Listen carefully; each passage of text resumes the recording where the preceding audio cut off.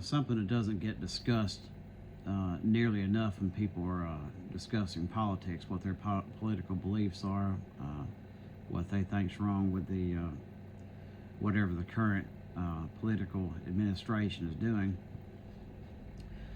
I think a lot of issues that come up, why people end up in arguments so often, legitimate arguments, not anything to do with the bots and trolls and people like that are there to cause problems. I think some of the reason is because they don't apply specific beliefs to their lives. Like if I was talking to someone, the smart thing to do would be like, here's what I would, if my beliefs were put in force, here's how it would affect your life, if it does affect it. People don't do that. They think of these fantastic, like these theories and what might happen and things that have happened in the past. They don't look at it realistically. Like, what if it happened today? What if it happened tomorrow? And then everybody, of course, always gets pigeonholed. Or you're either this or that. I've been called just about everything politically, just about everything, and that can't all be true. So without making like a 3-hour video, I'm going to try to be somewhat concise on what my beliefs are and what I think is wrong with the prevailing parties and ideologies. The Republicans and the Democrats, the parties, are both complete scams. Complete garbage, hypocrite, don't stick to their own rules. They're complete garbage, and I'm not even going to discuss them. Not directly. The real argument is between leftist politics, socialist on farther left, and the other side of free market, capitalist, libertarianism. The issue here is, on one hand, I feel like I like a lot of what libertarianism sounds like, but it's a little crazy for them to be pitching the notion of just let go, just cut everything loose. You can't do that now. See, by the argument the libertarians are having is that the system has been completely wrong since whenever. Okay, well, if the system's completely wrong since then, and you take over, then you have to fix that. You can't. If it was completely wrong, that means all the taxes that have ever been paid since they're against those, all the taxes that have ever been paid by anyone have to be returned with interest.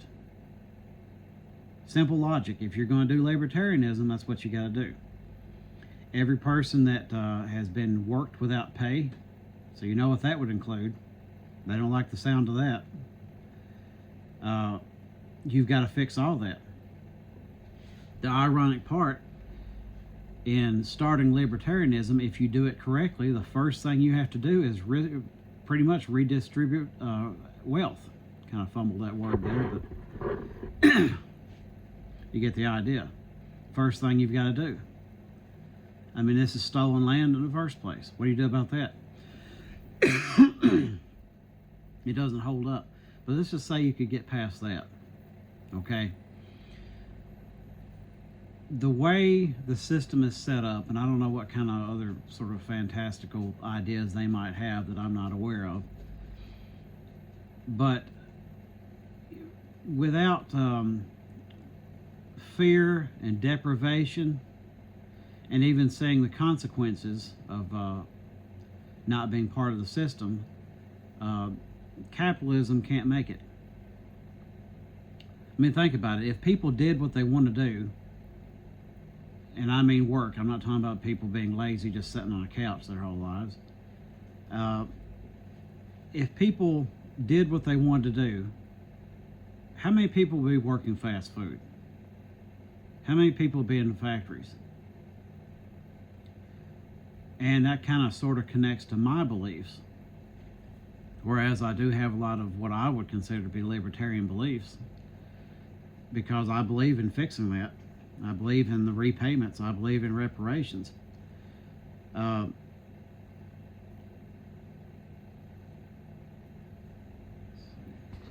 I lost my train of thought there. I believe in all that stuff. The bottom line is, most of the businesses that are going on right now in a perfect world would not exist. That's just, people try to do all these things and try to salvage these jobs, but these jobs technically don't deserve to exist. People talk about finding work. I believe in finding a way where people don't have to do that. They can just do what they want to do in life. Be productive, for sure. I'm not saying just sit around your whole life. I think we're all meant to do something, and we're not all worker bees and worker ants. I believe we all have an individual purpose, and we're all special. I just don't believe people's lives are just to be thrown away, especially for nonsense. I've worked in so many factories and so many places that I have zero interest in what's going on right now. And it's not relevant to my life at all, but I have to be here or I can't survive. And that's kind of what's going on here. You have to keep poverty. You have to keep people from having things to force them into doing that. And you have this person that's wealthy up over, or these people that's wealthy up over these companies, and the whole reason they're wealthy and that they exist at all is because of poverty. People don't have the lives that they want. Everything costs something, and they can't even afford to be alive unless they slave away and do whatever that factory wants them to do, whatever that business wants them to do. And in the long run, the business doesn't matter. That's just the way it is. I mean, seriously, we don't need new cars. There are so many vehicles just sitting around. I'm into older things myself. You don't need to make any more. There's plenty for everyone right now. You could have factories that, or on a much smaller scale, that make replacement parts. That's something you could do.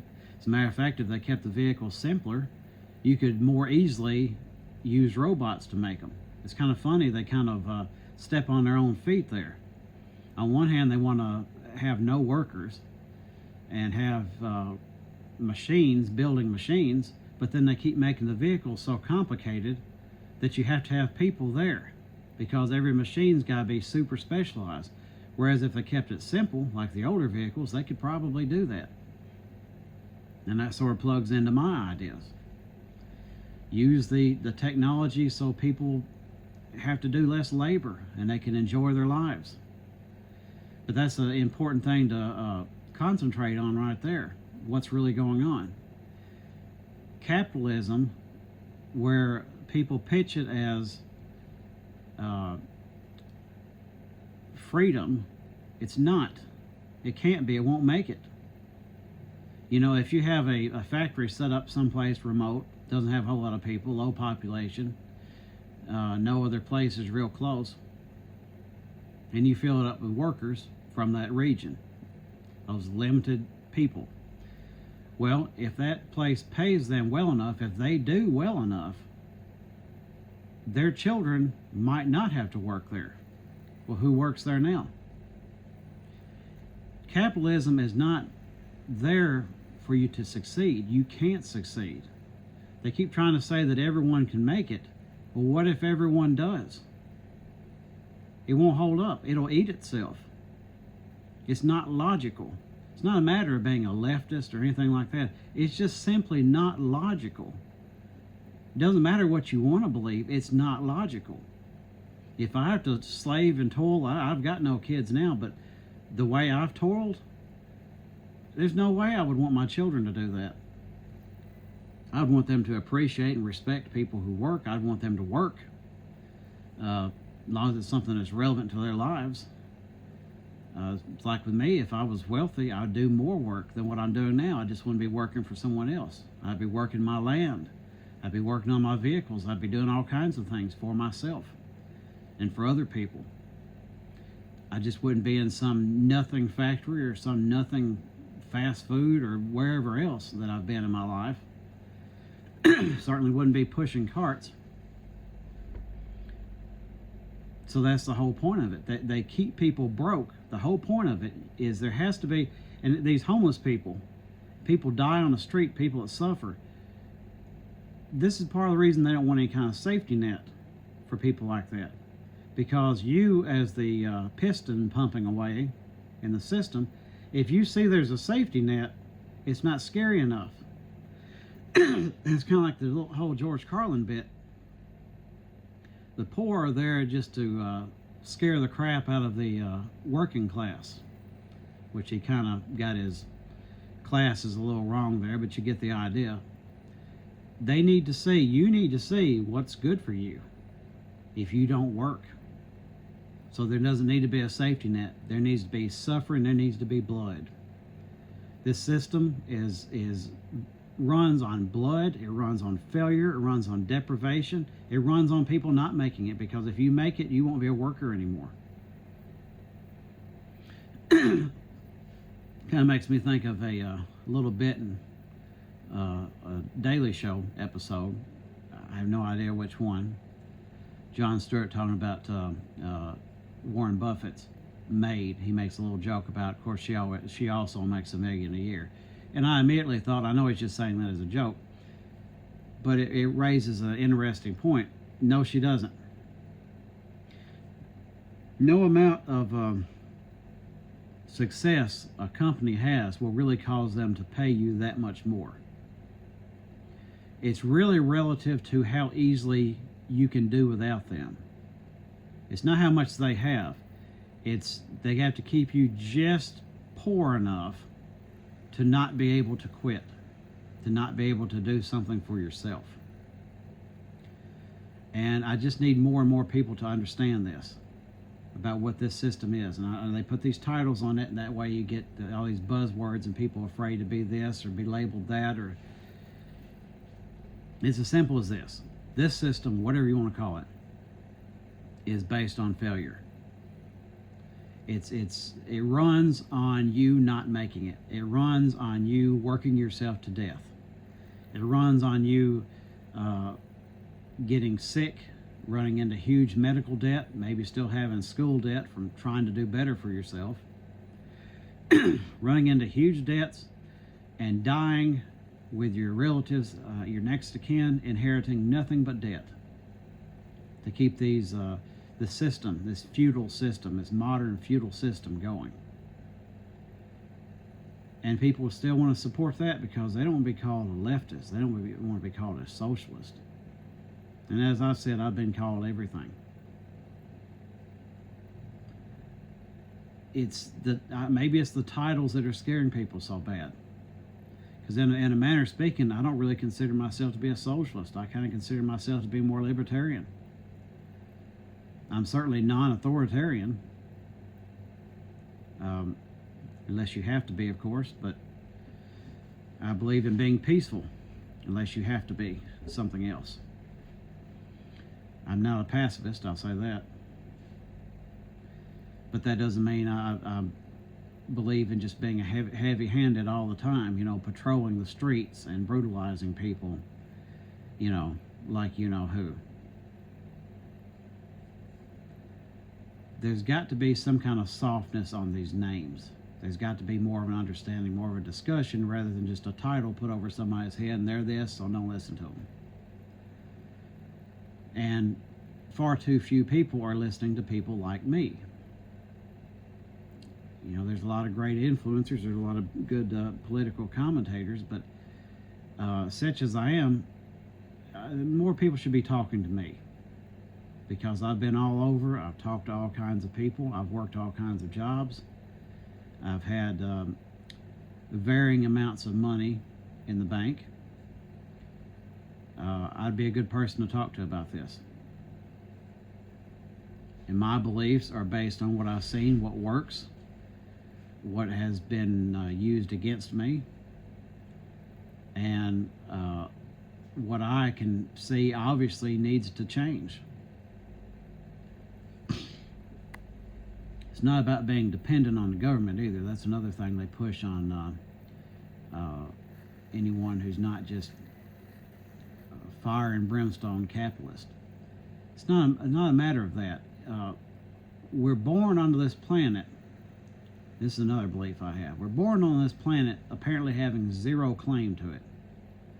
Insects, worms literally have more claim than we do. We're born it's not that we're libertarians and Republicans like to say things like you can't give something to one person without taking it from another. Well, that's because they've already took everything. That doesn't make any sense. You can't say that. You can't just land on an island somewhere, claim it's all yours, and then anytime somebody else lands there and tries to live their life, they're taking from you. That's not what's happening. That's a damn lie. And that's another thing that needs to stop.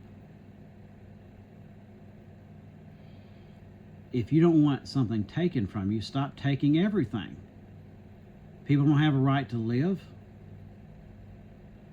And if you have any kind of religious belief, you don't even have to. You could be an atheist, and this would make just as much sense. This planet's here for everybody. We all deserve a share of it. You're born here. If an alien landed and asked whose planet is this, you're going to use a possessive pronoun. It's mine. Well, is it? You don't own anything? It's as simple as that. If you're born on this planet, you have claim to some part of it and its resources. And again, that's not leftism. That's common sense. And if you're religious, it's Christian. It's moral. If you're an atheist, it makes perfect sense. That means you actually came from the earth, and somehow you don't own any of it. It blows my mind that people are even going for this anymore. I don't think people take time to really think this stuff out. The people that need to think it out anyway. So the point here is, instead of being afraid of what the words are, there needs to be a discussion on what individual beliefs are. And this used to happen when I was a churchgoer. You'd have these people stand up in these churches and argue about what this denomination or that denomination believes and how nonsensical it is. And even as a child, I would think, does everybody here agree 100%? That's what doesn't make any sense. You get this title, and then everybody groups up under that, and then they fight, and then they have to split, and then everybody groups up under this or that title. You're not going to agree on everything. That's fine. So I think people are being too heavy-handed about the title, and they're not discussing very individually and precise, how would my beliefs affect your life? How would your beliefs affect my life, if they would? And that's what I would like to encourage more. I'm not saying that. I'm saying you're a such and such, like such and such, and then the end of discussion. And maybe in some cases that's accurate. But I think it's worth talking it through. If I were to talk to someone around here, that's plenty of them, by the way, that are hardcore right-winger, I would say, well, here's what, if my beliefs were put into place, here's how it would improve your life. Here's how your life would change. Would you be taxed more out of your paycheck? Probably not. Probably less. I don't believe you should be taxed for life on your land, especially if it's under 10 acres. Doesn't make any sense. Too many things cost too much. So and also I believe in the First and Second Amendment. So there's a lot of things that are sort of a mix match, and people really need to discuss this stuff, talk this stuff out. Anyway, that's sort of a summary of my beliefs. I'm sure I'll have to do that again later, try to make it more concise. I'm not a concise person. But anyway, talk to each other, find out what people really believe, and don't just go by titles. Really think about things.